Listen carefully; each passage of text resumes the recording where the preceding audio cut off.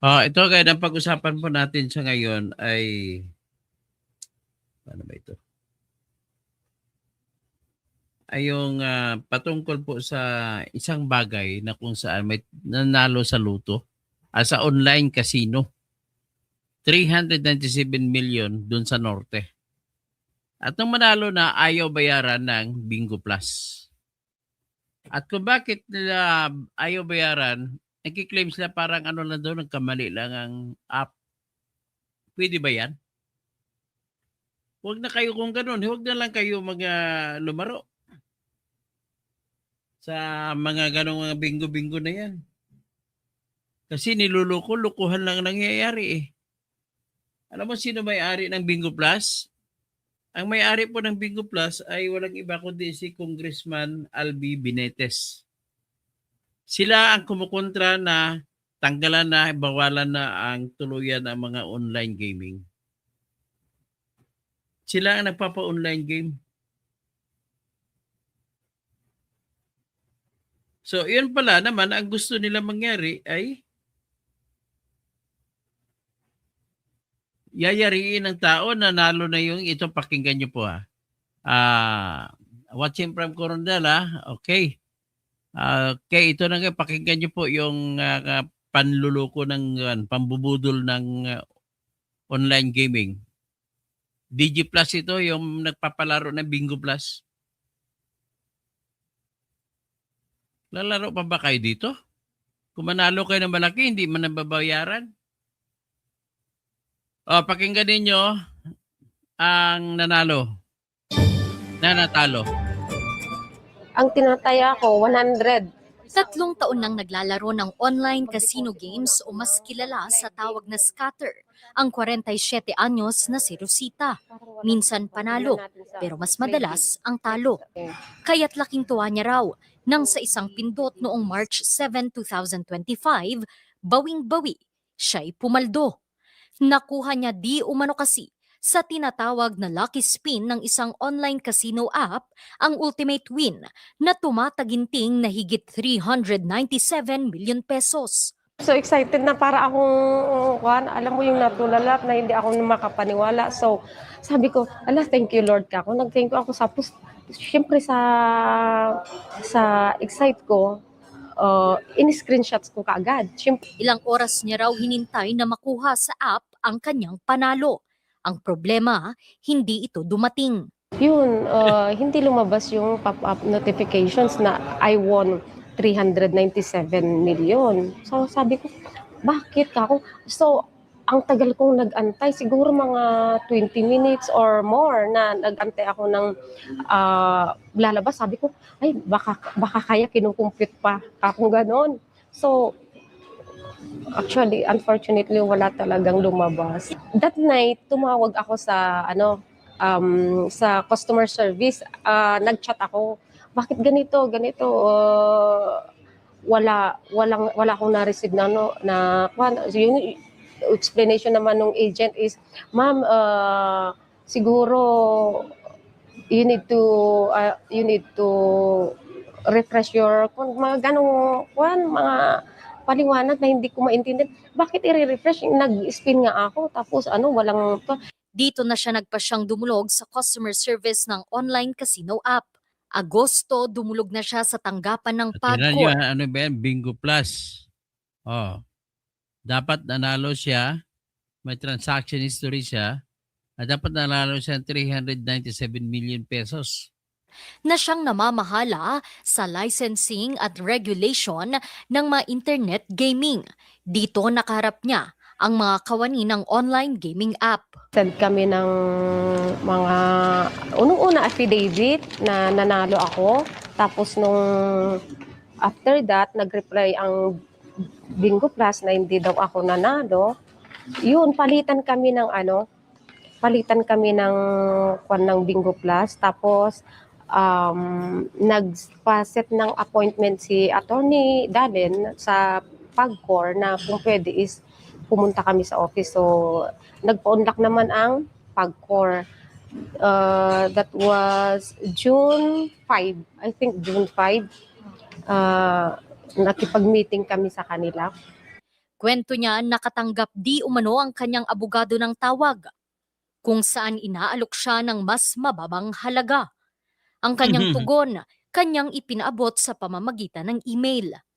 Bingo Plus offered me 1M June 17. That was June 17. Sabi ng ng attorney, kung gusto mo mag-decide ka na ngayon kasi may dala silang 1 million good as cash, or within 24 hours i-send namin sa bank account mo. Sabi nila sa akin. Tapos sabi ko, ayoko kako. Kasi para sa akin, hindi naman, para sa akin lang, hindi makatarungan yung ganong offer. Kasi, paano ko ba masasabi na alangan po na tatahimik na lang ako sa 1M. So, after that, later on, August, na tinaas nila ng 5M yung offer ng Bingo Plus. Ang sa akin lang is winner talaga ako. Parang hindi kasi nadadaan yan sa offer eh. Pag nanalo ka talaga. November 24, natanggap niya ang desisyon ng PAGCOR kung saan nakasaad na hindi siya tunay na nanalo dahil di umano sa ilang technical na dahilan. Hiling niya ngayon, pag-aralang muli ng PAGCOR ang kanyang pagkapanalo. Maging in good faith naman na sila, kasi as a player, I am in good faith po na naglalaro, kahit matalo ako ng malaki, okay lang. Panawagan ko din na mag-usap kami uli, tapos together with PAGCOR, mag-usap din uli kami na sana ang pakiusap ko sa PAGCOR is, kasi sila naman ang regulatory board, sana mas busisihin po nila kung ano yung explanation nila doon sa result ng na sinad nila. Kaya baka meron po kaming makausap from Bingo Plus po. I'm not sure po kasi hindi. Sinubukan ng news team na makuha ang panig ng online casino application at ng PAGCOR pero hindi pa sila sumasagot sa aming mensahe. Bukas naman ang news team sakaling nais na nilang magbigay ng pahayag. Randy Guzman, RNJ News. Yan So, ano ang sa tingin niyo doon yung mga netizens, ng mga subscribers ko? Ano ang sa tingin niyo dito? Ako, bilang aral sa tinatawag na batas, patungkol dito, pag-usapan natin. Unang-una, pag naglaro ka sa online, understood na mayroon kayong kontrata nung may-ari ng app na nagpapalaro. Ang kontrata ay kung magkano ang nakalagay dyan na panalo mo kada hit mo, ay yun dapat ipanalo mo. Dapat sundin yun. Ngayon, ang sagot sa kanya ng kumpanya, at ang problema ko rito, kinakampihan pa yung kumpanya ng PAGCOR. Ang PAGCOR po, ang kanyang papel sa buhay, ay nandyan sila para pangalagaan ang kapakanan ng publiko na tumataya. So, ano ngayon yan, Altenco? Hindi ka lang gaming, may kontrata ka pa rin, contractor ka pa rin sa flood control. Mapunyeta ka. Bakit hindi nyo gagawin para mabayaran itong babaeng ito? Gusto nyo ng kabig. Paano yan, Mr. Albi Benitez? Pinapahiya mo yung lahing Ilonggo sa ginagawa mong yan. Ilonggo ka pa naman, congressman ka pa. Kamag-anak ka pa ata ni Lisa Marcos. May nanalong ibang tao, hindi mo binabayaran. Ang kontrata ay kontrata. Ngayon, ano ang rason nila? Ano daw? May hits. Grabe. Ganito yan. Ano bang batas tungkol dyan? Sabihin natin, i-assume natin dalawang bagay. Mr. Nick Reyes, watching live po. Engineer Toto, salamat po. Pagpalagay natin na may hits sa kanilang system sa app, sabihin na natin hindi sila inosente yung DG Plus na may-ari ng Bingo Plus. Ngayon, ang nananaya, 3 taon na siya tumataya, laging talo. Ngayon lang po nanalo. At siyempre, sa cellphone lamang siya naglalaro. Ang ibig sabihin po noon is, wala siyang ginawa na kung ano masama. At hindi naman natin pwede sabihin na nandaya yung nagtaya. Ang layo nga niya, sa cellphone siya naglalaro eh. Sa online eh.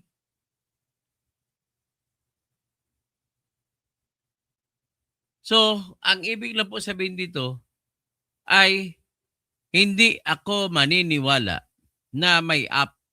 Na mas naniniwala ako na ginagawa lamang nila ito na kunwari para hindi sila magbayad ng buong buo.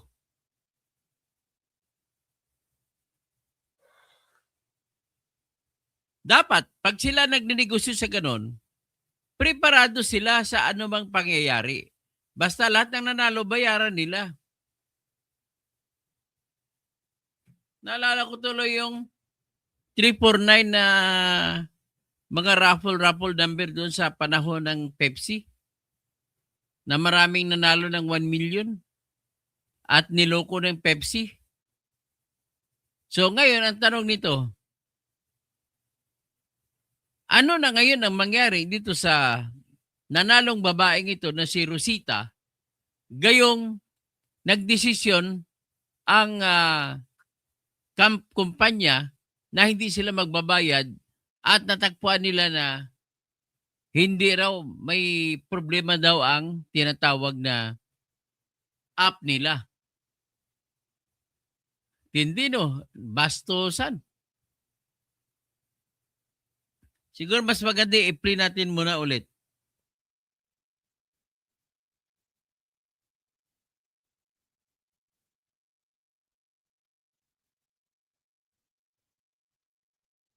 Ang 47 anyos na si Rosita. Minsan panalo, pero mas madalas ang talo. Kaya't laking tuwa niya raw nang sa isang pindot noong March 7, 2025, bawing-bawi, siya'y pumaldo. Nakuha niya di umano kasi sa tinatawag na lucky spin ng isang online casino app ang ultimate win na tumataginting na higit 397 million pesos. So excited na para akong, alam mo yung natulala na hindi ako makapaniwala. So sabi ko, thank you Lord ka. Ako nag-thank you ako sa syempre sa excite ko, in-screenshots ko kaagad. Syempre, Ilang oras niya raw hinintay na makuha sa app ang kanyang panalo. Ang problema, hindi ito dumating. yun, hindi lumabas yung pop-up notifications na I won 397 million. So sabi ko, bakit ka ako? So ang tagal kong nag-antay, siguro mga 20 minutes or more na nag-antay ako ng lalabas. Sabi ko, ay baka kaya kinukumpute pa akong ganon. So actually, unfortunately, wala talagang lumabas. That night, tumawag ako sa sa customer service. Nag-chat ako. Bakit ganito? Wala akong na-receive na yung explanation naman ng agent is, ma'am, siguro you need to refresh your mga ganong mga paliwanag na hindi ko maintindihan. Bakit i-refresh? Nag-spin nga ako tapos walang Dito na siya nagpasyang dumulog sa customer service ng online casino app. Agosto, dumulog na siya sa tanggapan ng PAGCOR na siyang namamahala sa licensing at regulation ng mga internet gaming. Dito nakaharap niya ang mga kawani ng online gaming app. send kami ng mga unang-una affidavit na nanalo ako. Tapos nung after that, nag-reply ang Bingo Plus na hindi daw ako nanalo.